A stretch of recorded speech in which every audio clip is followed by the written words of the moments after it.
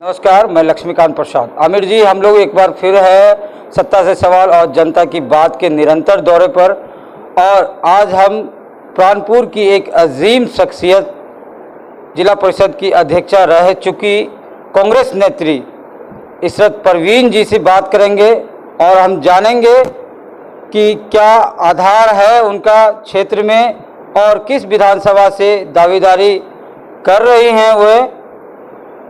बहुत सारी बातें हम लोग करेंगे केटीएन न्यूज के माध्यम से। आइए जानते हैं कई सवालों का जवाब माननीय इशरत परवीन जी से।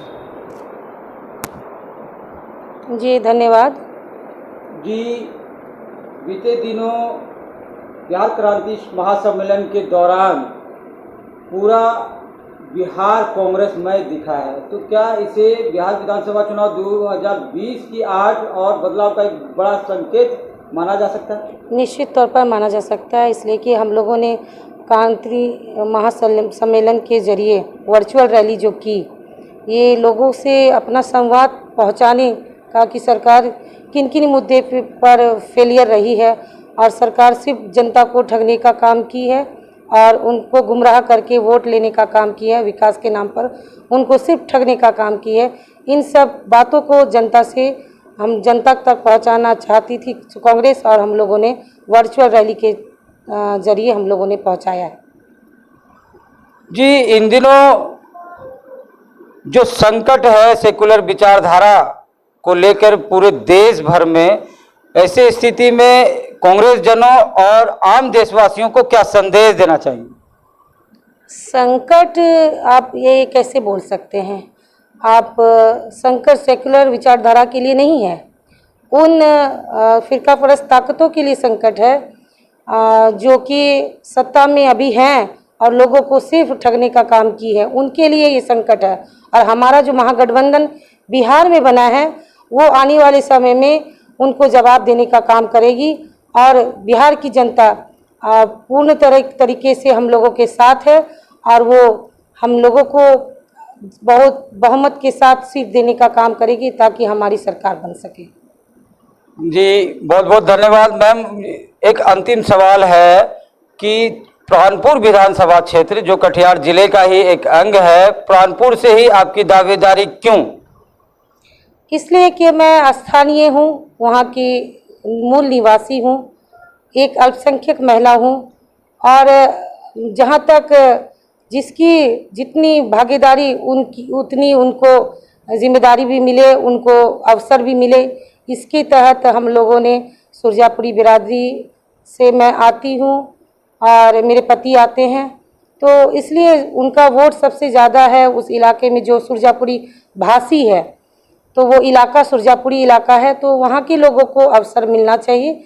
इसलिए मेरी वहाँ पर दावेदारी रही है और 2010 में भी कुछ वोटों से मैं हारी थी, 716 वोट से, और 2015 में भी दूसरे स्थान पर रही हूँ।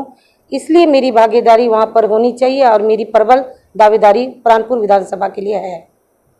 आमिर जी, आप देख रहे हैं किस तरह से एक मजबूत महिला आधार कारण है इनका प्राणपुर विधानसभा क्षेत्र में। तमाम पार्टियां महिला आरक्षण का समर्थन तो करती है, पर महिलाओं को सत्ता में भागीदारी की जब बात आती है तो जो कोटा में कोटा की बात है, तमाम पार्टियां इग्नोर करती रही है।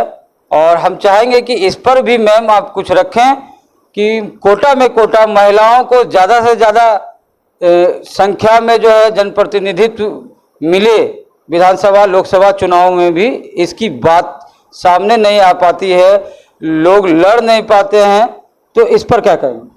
निश्चित तौर पे मैं हमेशा से पक्षधर रही हूँ, क्योंकि महिलाओं को सशक्त करने की बात पार्टियां करती है, वो भाजपा हो या अन्य पार्टियां हो करती है, लेकिन जहाँ तक अवसर देने की बात आती है वहाँ पर अवसर उनको उनके तरीके से जो आधी आबादी का है वो नहीं मिल पाता है।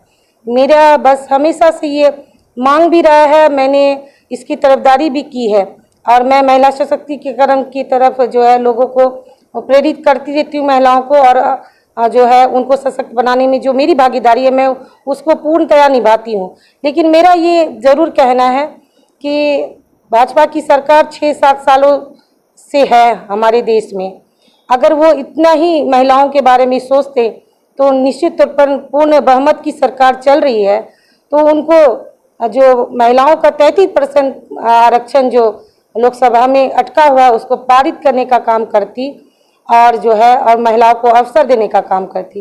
लेकिन फिर भी मैं इस बात की पक्षधर हूँ कि हमारी कांग्रेस ने शुरुआत की, महिलाओं को अवसर दिया। पहली राष्ट्रपति महिला की जो है हमारी पार्टी से, कांग्रेस से ही बनाई गई थी और जो पहली स्पीकर महिला थी वो हमारी पार्टी से ही बनी थी। तो मुझे उम्मीद है कांग्रेस पार्टी हमेशा से महिलाओं के पक्षधर रही है और उसके तहत ही 33% जो है उनको, महिलाओं को इस टिकट बंटवारे में भी उनको अवसर दिया जाएगा। मुझे ये पूर्णतया विश्वास है। जी, अब अपना परिचय हमारे दर्शकों को। मैं इशरत परवीन, पूर्व जिला परिषद अध्यक्ष, सह कांग्रेस नेत्री कटिहार। धन्यवाद आपका, बहुत बहुत धन्यवाद KTN न्यूज़ कटिहार से रूबरू होने के लिए।